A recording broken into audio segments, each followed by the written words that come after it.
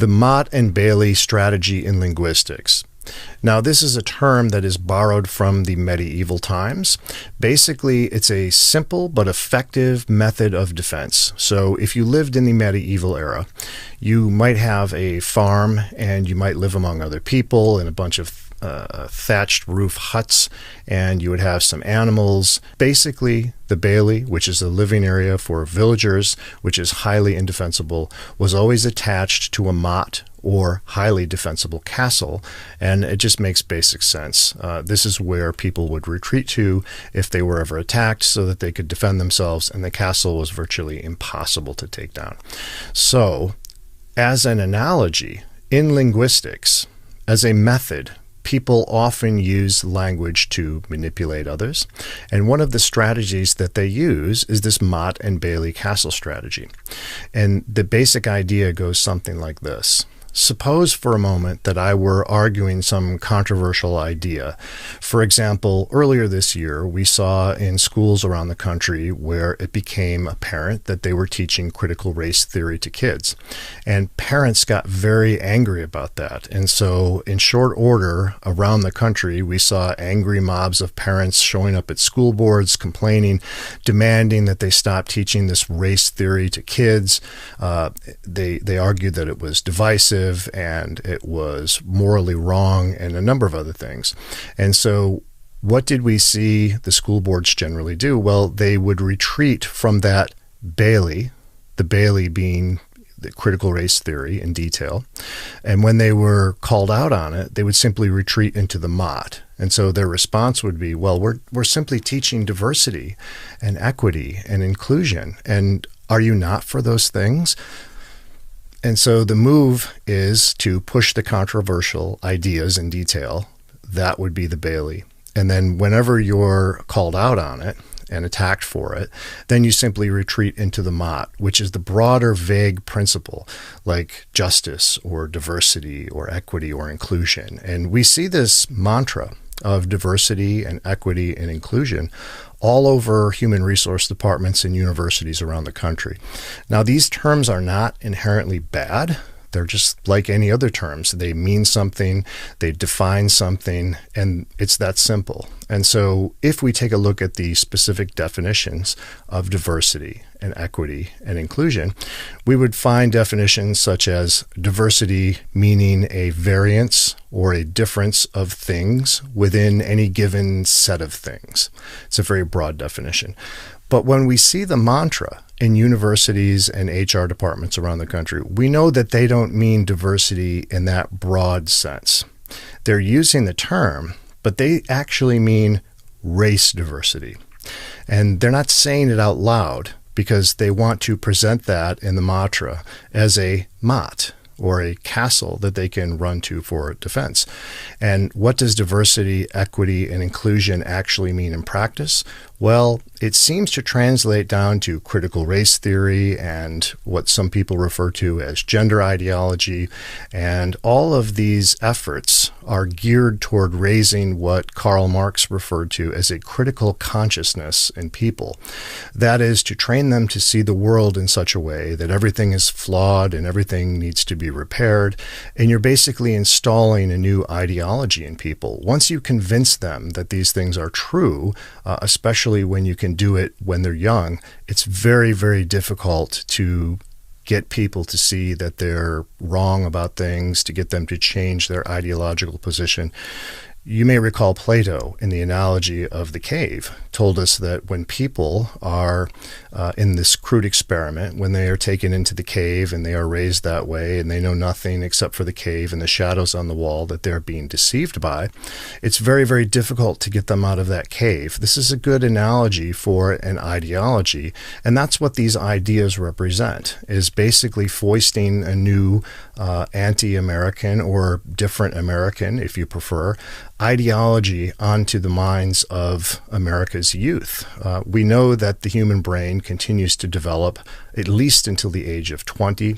And so anytime you're tinkering with ideological views or the world views that ground us in people who are under the age of 20, you're playing a very dangerous game, because you run the risk of convincing them that the fundamental way to see the world is whatever your suggestion is. And if it happens to be wrong or crooked or evil or immoral, we're in trouble, because to come back later and try and correct that in someone that you've installed that ideology in is virtually impossible.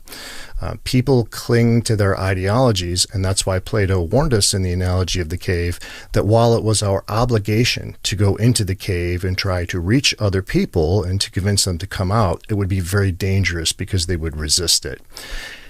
In fact, they would resist it so strongly that they would rather fight, even to the point of killing you, before they would allow you to release them from the cave.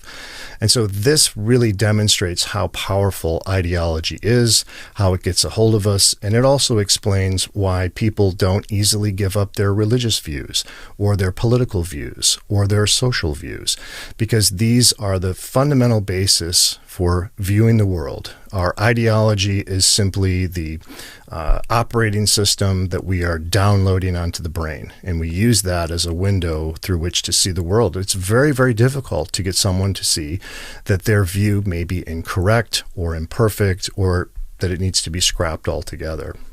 So the Motte and Bailey castle strategy in linguistics refers to this method of pursuing your agenda as an activist, your specific agenda. I gave you the example of critical race theory because I think that's fresh in everyone's conscious, and we saw that earlier this summer.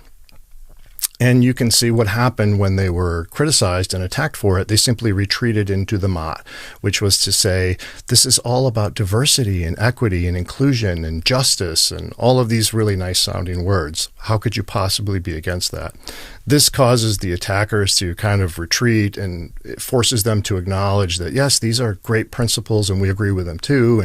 And it kind of confuses them in a way. And when things die down, then they simply go right back out into the Bailey and continue pushing whatever specific theory or ideas that started the whole thing. So it's the Motte and Bailey castle strategy. This is sometimes referred to as a fallacy, a logical fallacy, but I actually think that it's a very poor categorization as a logical fallacy. I think this is more of a manipulative maneuver and not so much a fallacy. It's just a bad fit to call it a fallacy. It's more of a strategy or a maneuver, but it's very important to know this. And I've given you one example, but surely you can see this in many other areas. I think the important thing to underscore here is that diversity and equity and inclusion are not inherently bad words, and that's not my argument. My argument is that they aren't inherently virtuous terms either. They're deliberately ambiguous terms that are used as a motte in order to advance another agenda. When you look at the definitions, for example, what does diversity actually mean? You would get something like a difference and variance among things within any given set of things. That's the very basic definition of diversity. The difference between equity and equality is very simple. Equality refers to equality of opportunity. Equity refers to equality of outcomes, equal opportunities versus equal outcomes. Now, inclusion is also a word that basically means the act of including. And so in and of itself, to include is generally a positive thing, almost in every case. It's a very nice, warm, and fuzzy term. The problem is that we don't live in a world of infinite sets of things. In other words, I can only fit so many people in a McDonald's. That restaurant can only cook so many hamburgers. I can only get so many people in a movie theater, so many people in a college class. Only so many people can be here or do this or go there. We do not live in a world of infinite sets of things. If we lived in a world of infinite sets of things, then yes, we could include everyone and everything, and wouldn't that be wonderful? Well, when we live in a world of limited sets, as we do, take, for example, a loaded school bus. I have a full school bus of kids, it's 100% full. But I would like to include 4 more children on that bus. What must I first do? The answer is I must first find a way to exclude 4 children who are already on the bus in order to make room in my limited set for 4 additional children. These words seem like they're inherently good, and Tom Sowell goes at great length to talk to us about institutional word worship and some of the dangers there. And I hope that with illuminating the Motte and Bailey strategy that you can see how they are abused by some people.